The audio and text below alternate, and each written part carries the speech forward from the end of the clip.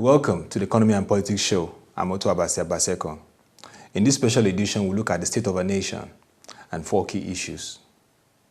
The first, last week, July 23, 2014, marked 100 days since the girls from the government secondary school, Chibok, were abducted by deadly sect Boko Haram. This has caused untold hardship and horror and pains to their parents and relatives, but has drawn global campaign and support and rally. It will be noted that during this 100 days period, the President of the Federal Republic of Nigeria, President Goodluck Jonathan, finally met with the parents and relatives of these abducted girls.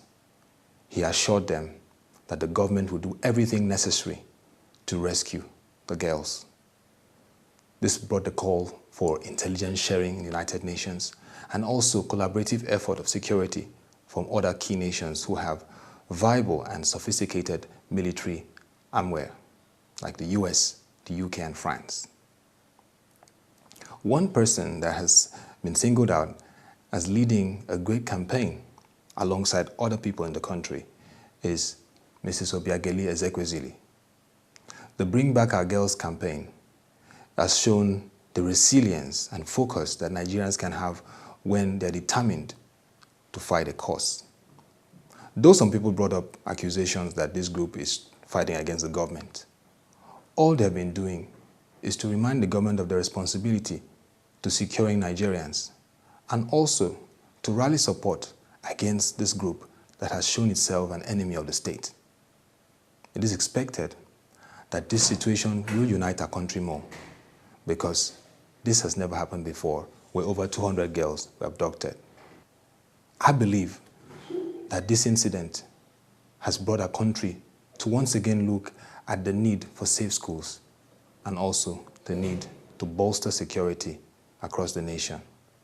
But we should not allow this destabilize the country and put our heads in collision course on issues that cannot be clarified. I believe that these girls can be rescued once we all are united in our efforts. Now, the second issue. Just last week, we had 2 major bomb blasts occur in Kaduna and Kano State. It's not that the insurgency has not been on the rise in the country, but the tempo and frequency last week was unbelievable. This was the first time that a major politician in the country was being targeted. General Muhammadu Buhari, a 3-time presidential aspirant in the country, was being targeted in Kaduna State. We thank God that he came out unscorched. But that shows again the dangers of the rising insurgency in our country. Our president showed the spirit of political sportsmanship to call him and send his best wishes, despite all the differences they may have. But Kaduna is not an APC state, it's a PDP domain. This shows that this group has its conspiracy clear to destabilize our country. And the earlier we begin to see these issues, the better for our country. Recently, the president also proposed a $1 billion loan to tackle insurgency. There have been various views to this. Some believe that it should be blocked. Some believe that it's called for. But my take on this is that we will need to review how the defense budget has been spent in the past years. We'll also look at the issue of this loan. We need sophisticated armory to tackle this group, as has been stated even by the governor of Borno State, Shetima. We need to deploy the necessary resources. We need to engage the right intelligence, and all security groups must show commitment to fighting this war. That for me is very important, beyond the request for this loan. Now to another issue that has been of great interest in this country, the Gale of Impeachment. Governor Murtala Nyako, as we all know, has been impeached recently by the Adamawa State House of Assembly on counts of embezzlement and impropriety in the office. Well, we all know that he was in the People's Democratic Party and defected to the All Progressive Congress. I think for me, that was the first miscalculated step he made. When you defect from a party and your party members are not in the majority in the House of Assembly, anything could happen. And that was his situation. But what worries me is the trend now moving to Nassarawa State. There is a tendency that Governor Makura may be impeached by the State House of Assembly. But it's very important that the due process is followed, or else we risk plunging a peaceful state into political crisis. And this should not be the case. The House of Assembly in Nassarawa State must show character, comportment, and clear-cut insight in the way they conduct this process. It must not be driven by selfish interest. It must be for the betterment of the state. If there is need for both parties to resolve outstanding issues, why not? But impeachment must not be the first step. There must be understanding. There must be clear directions on what has been done that warrants impeachment. And I hope this will be taken to note. Though for now, the House of Assembly is bent on their decision. Then we go to Enugu State, where the Deputy Governor, Mr. Sunday Onyebuchi, is on the hot seat as the House of Assembly is bent on impeaching him. They have several reasons, but for me, one reason they put, which is a misnomer, is the fact that he has a poultry, chicken poultry, raised in the government house. That for me is not necessary. I don't know in the Constitution or what provision that says one can't do that. That could be, for me, overboard. If there are other sensitive issues for which Mr. Onyebuchi has breached the constitutional provisions in the state and the code of conduct, then they have a right stand. But bringing the issue of raising chicken poultry is a misnomer. That's for the Gale of Impeachment. And I hope that politicians, especially the arms of government, will begin to see responsibility in this approach.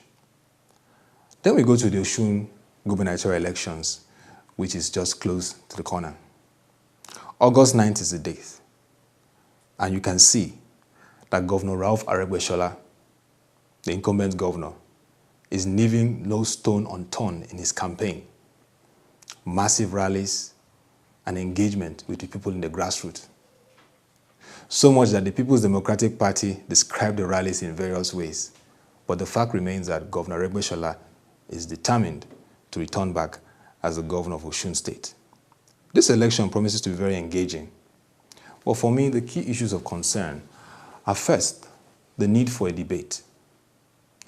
That was missed in Ekiti State when there was an opportunity for the winner of the Ekiti Guber polls, Governor Yodele Fayose, to debate with the incumbent governor, Governor Kayode Fayemi. It was organized by the Enough is Enough group, a socio-political advocacy group that believes in good governance. Now they have this credibility. They've organized debates in Anambra State where the governorship candidates, President Governor Obiano and Senator Chris Ngige, were involved in debates. They've also organized debates in Edo State where Governor Adams Oshomole and other candidates came for the debate.